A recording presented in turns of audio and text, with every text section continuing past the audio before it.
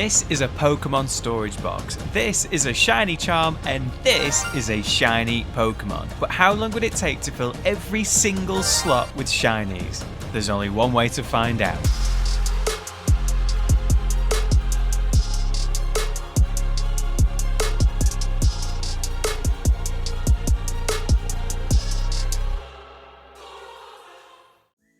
I love shiny Pokemon hunting. I had a great time making my Shiny Lock series in Pokemon Scarlet, and I can't wait to make a Legends ZA series. What I wasn't expecting though is just how much the hunting method would change. For the first time ever in a Pokemon game, you can actually shiny hunt Pokemon while AFK. Now I can't decide if this is groundbreaking or just game breaking. In my experience, I thought finding 2 shiny Pokemon at once was like the holy grail. In ZA though, you can find things like this. That's right, 4 shiny Pokemon all right next to each other, all at the same time. That is madness. But all of that brings us onto the method. Now I won't go into detail here as there are plenty of guides out there, but I'll be filling up the Pokemon storage box using the bench method and the fast travel method. With that, let's jump straight in. The bench method literally involves time skipping by getting on and off a bench, which resets the spawns around you in roughly a 50-meter area. Using my turbo controller, I'll be bench resetting until we get around 15 shiny Pokemon or half a box. The plan is to do this completely AFK, only coming back to the game every hour or so to check on our progress. In theory, the game time could be quite a few hours, but the actual play time will be much less. We kick things off with a hunt for the elusive shiny Alpha Dratini, a Pokemon I'd love to get even though I only recently got the normal sized one. I set up in front of the bench and walked the dog for an hour. When I got back, I found not 1 shiny, but 2. Neither of them, though, was Dratini. The first Pokemon in this challenge, though, is Shiny Haunter, a really great shiny to get. Now I just need to find someone to mirror trade it for the Mega Gengar. Right next to Haunter, though, was a shiny Ekans, taking the 2nd spot in the challenge and closing out Hour 1.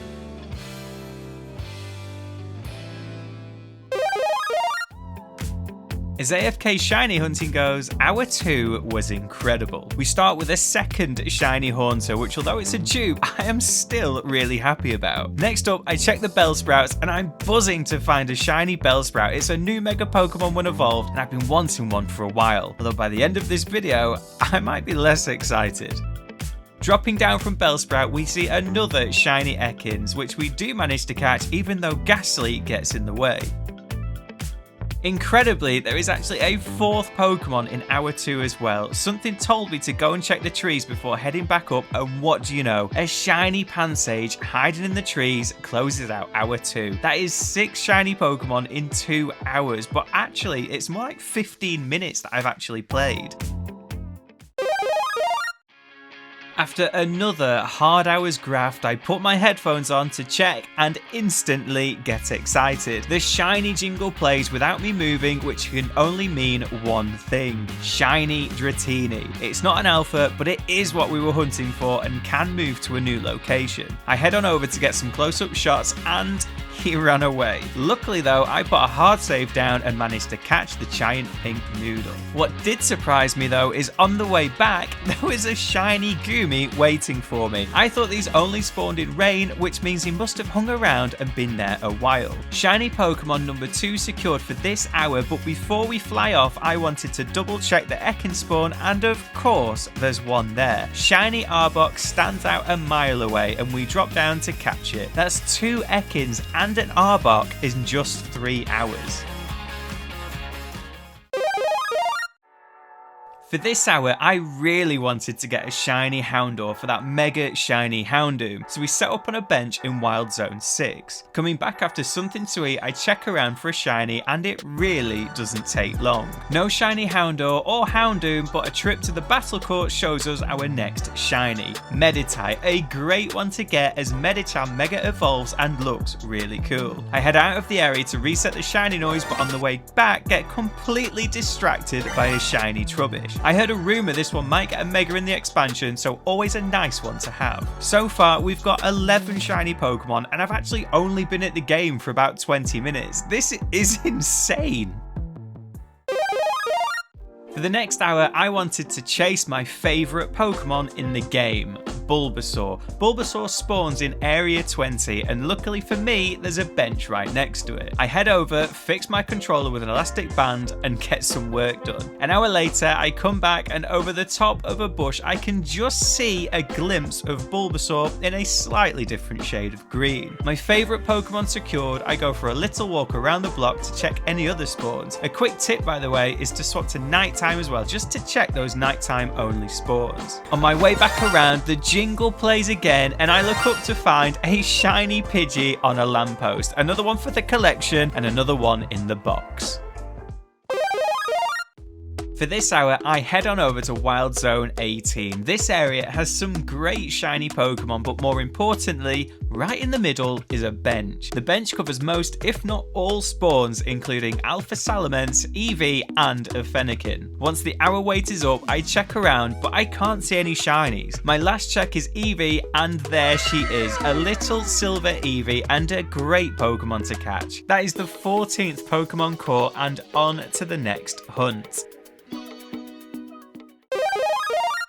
Still chasing that elusive shiny Salamence, I head back on over to the bench for another hour. I only really need one more Pokemon now from the bench method, so I'm hoping to get Salamence and move on. But I need all the luck I can get, so please hit that like button. I get off the bench and check Eevee, but she didn't fancy spawning. No sign of shiny Swablu or Fennekin either. But as I pan my camera down to check the bag on spawn, I see a bright green mammoth below me with a tiny green friend. That's right, I didn't just get a shiny Alpha Salamence, I also got a shiny Bagon too. This game is insane. Thank you so much if you liked the video. I need to do that more often. I jumped down and caught them both in luxury balls before checking the other spawns for any more shiny Pokemon. As I'm climbing the ladder, I notice something gold in a tree. Hiding on a branch is a shiny Weedle and the third Pokemon of this hour. We make it to the top and I skip tonight just to check the Noibat spawns for a potential shiny. Peeking over the edge, hidden under a wing, I see a little shiny Noibat and the fourth shiny of this hour. I nip back over to check the Eevee spawn, but as I do, I panic roll thinking I'm about to get hit by Noivan's attack. As I land, I hear another jingle. You can't be serious. After a quick scout round, there's another shiny Pidgey just below me. Why? That's 5 shiny Pokemon in an hour and 19 in total. I can't get over how easy shiny Pokemon are in this game, but it's time to move on to the next method before I fill the box too soon. The next method to shiny hunt Pokemon is the fast travel method. This is as simple as it sounds. Flying to key locations on the map respawns Pokemon nearby and is something you can do very quickly. We need 11 more Pokemon to fill a box, and I'm interested to see how this method compares. The plan is to reset for about 5 minutes, do a sweep, and then repeat until we get a shiny and move on. We kick things off chasing the Golden Carp. Magikarp is a great looking shiny, but its evolution is infamous and a mega. Flying into Zone 2, I spend the next 5 minutes resetting before the first sweep. I head in to take a quick look, and already chilling in the lake is a Golden Magikarp just waiting to be caught. This literally took 5 minutes and we found him on my first sweep. This is insane.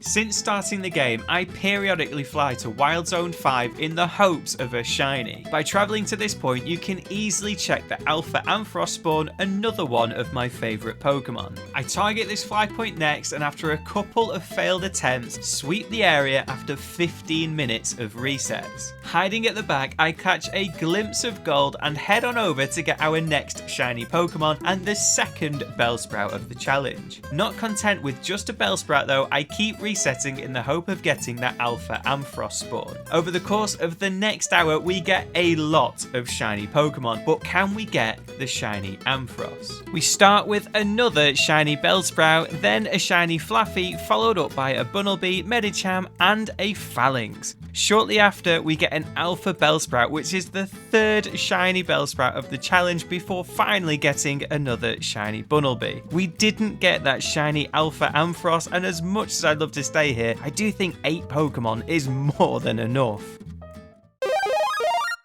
Area 19 has an Eevee spawn within its radius, but also a Kangaskhan spawn, and that is what we're after. Kangaskhan is another Pokemon with a Mega Evolution, and I'd love to add this one to the collection. We settle in and get resetting. Luckily, we can easily see if we get a shiny or not without moving too far.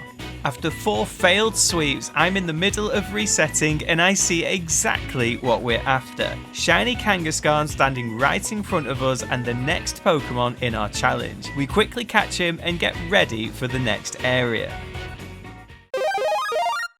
For the last Pokemon in this challenge, I'd really love to get a shiny Garchomp just because the Mega looks awesome. For that to happen though, we head over to Wild Zone A and start resetting. This zone is a really good one for Mega Pokemon as it also has Numel and Drillbur, 2 great looking shinies and 2 great looking Mega Evolutions. After a few failed sweeps, I head in for sweep number 5, and although it isn't what we're looking for, we are swarmed by shiny Pokemon. First up is shiny Numel, making up our full box of shiny Pokemon. I have a look around the other spawns and out pops a shiny Drillbur, an awesome shiny. On my way out though, a second shiny Drillbur jumps out of the hole, not quite a Gibble, but still a great shiny.